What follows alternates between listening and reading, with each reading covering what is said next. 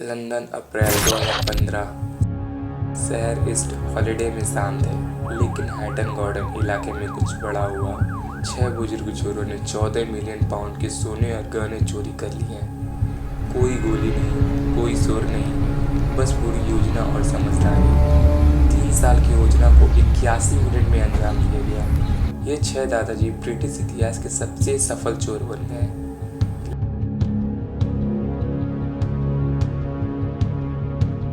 लेकिन सिर्फ 6 हफ्तों बाद पुलिस ने 6 में से 5 चोरों को पकड़ लिया।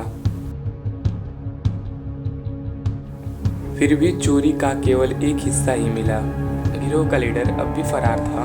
उसे भूत कहा जाता था, पूरी योजना का मास्टरमाइंड। इसके बाद जो हुआ वो इतना हैरान कर देने वाला था कि हॉलीवुड ने इस पर कई फिल्में बना डाली।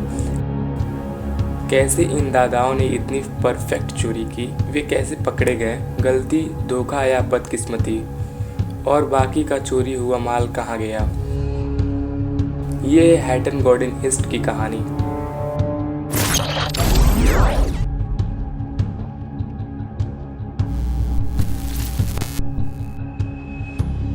माइकल जॉन सीड कैम्ब्रिज के एक प्रोफेसर का बेटा था। वह नॉर्थ लंदन के लिवरपूल रोड के उत्तरी हिस्से में रहता था। 71 साल का, बिना नौकरी, बिना फोन, नकद में सब कुछ खरीदने वाला आदमी। उसने कनिंघम यूनिवर्सिटी से इलेक्ट्रॉनिक्स में डिग्री ली थी और 1984 में एलएसडी बेचने के आरोप में 3 साल जेल गया था। उसका पहला और आखिरी अपराध रिकॉर्ड।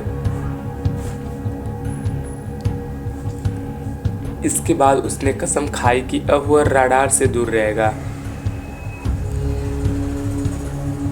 लेकिन काले कारोबार से नहीं, वह टीवी और कंप्यूटर रिपेयर से गुजारा करता। फिर ज्वेलरी और कीमती धातुओं से रिसाइकलिंग में लग गया। पैसा तो आता था, लेकिन वह इससे संतुष्ट नहीं था। वह कुछ बड़ा करना चाहता था। एक रात उसने सोचा, सिस्टम को चमका देने का कोई तरीका होना चाहिए। और उसकी नज़र पड़ी हैटन गार्डन सेफ डिपॉजिट पर। एक रात पब में शराब पीते हुए उनकी मुलाकात हुई ब्रायन रीडर से, जिसे द गवर्नर कहा जाता था, ब्रिटेन की अंडरवर्ल्ड का बड़ा नाम। मजाक में माइकल ने कहा कि अपनी इलेक्ट्रॉनिक्स की स्किल से वो हैटन गार्डन में घुस सकता है। रीडर हंसा, लेकिन उसे पता था कि यह मजाक नहीं था। एक हफ्ते बाद दोनों ने इसे गंभीरता से लिया। दोनों ने जानकारी इकट्ठा की, लेकिन उन्हें टीम की ज़रूरत थी। रीडर ने उसी पब में पुराने अपराधी जुटाए।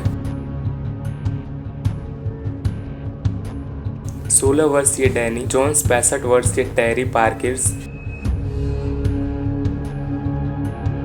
और 74 वर्षीय जॉन कैनी कॉलिंस। Driver look out. 6 बूढ़े अपराधी एक ही लक्ष्य के साथ। शारीरिक रूप से कमजोर, लेकिन चालाकी से उस्ताद। अब बारी थी परफेक्ट प्लान की।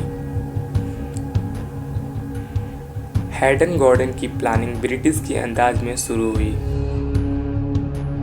हर शुक्रवार रात लोकल पब में मीटिंग।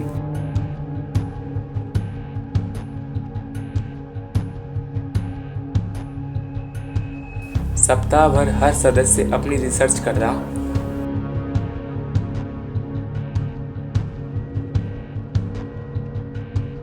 बिल्डिंग सिक्योरिटी और गार्ड्स की रूटीन पर हर शुक्रवार वे नोट शेयर करते, कमजोरियों पर चर्चा करते। उन्हें पता चला कि बिल्डिंग में फॉल्स अलार्म अक्सर बजते थे, जिससे सिक्योरिटी लापरवाह हो चुकी थी। रात और वीकेंड पर वहां कोई गार्ड नहीं होता था, यानी दर्जनों ब्लाइंड स्पॉट्स। 3 साल की प्लानिंग के बाद उन्होंने अप्रैल 2015 के ईस्टर वीकेंड को चुना। अब वक्त आता है एक्शन का। रात का समय, सभी सदस्य एक वेयर हाउस में तैयार हो रहे हैं। योजना का आखिरी बार रियूज होता है। जोन्स और पार्किंस पैदल निकले। बाकी लोग एक सफेद मर्सिडीज वैन में। ब्रायन रीडर बस से सेंट्रल लंदन पहुंचा।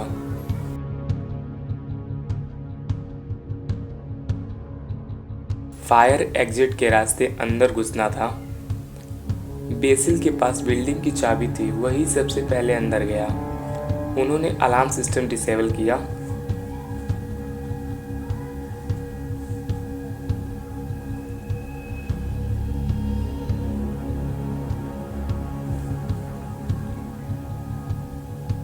डायमंड टिप ड्रिल से वॉल्ट की कंक्रीट में 3 छेद किए गए। जॉन्स और बेसिल अंदर घुसे और 44 सेफ बॉक्स खाली कर दिए।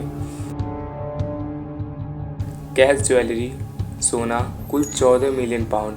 वो उसी रास्ते बाहर निकले। 6 बूढ़े चोर अब ब्रिटिश इतिहास का हिस्सा बन चुके थे। अब असली चुनौती थी पकड़े ना जाना। चोरी की खबर फैलते ही पूरे देश में हलचल मच गई। हेडलाइन में सिर्फ यही था, 14 मिलियन पाउंड की ऐतिहासिक चोरी।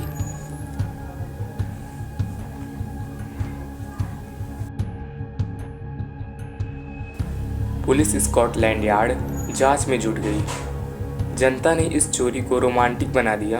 कई लोगों ने उसे ओशियन 11 से तुलना की।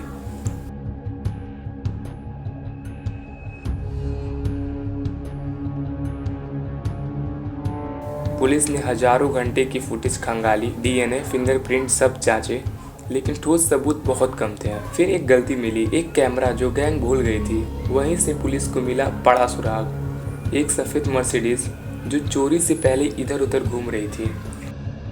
वह कार केनी कॉलिंस की थी। पुलिस ने उसमें बग लगाया और सुनती रही। गैंग चोरी की बात करता, अपने हिस्से को लेकर झगड़ता भी। कुछ ही हफ्तों में पुलिस को पता चल गया कि वे एक और काम की तैयारी कर रहे हैं। पुलिस ने घेराबंदी कर ली। 19 मई 2015 जब वे 4 मिलियन पाउंड का माल बदलने वाले थे, उसी वक्त पुलिस ने उन्हें रंगे हाथों पकड़ लिया। 4 गिरफ्तार, 2 बाकी। बेसिल और ब्रायन रीडर फरार थे।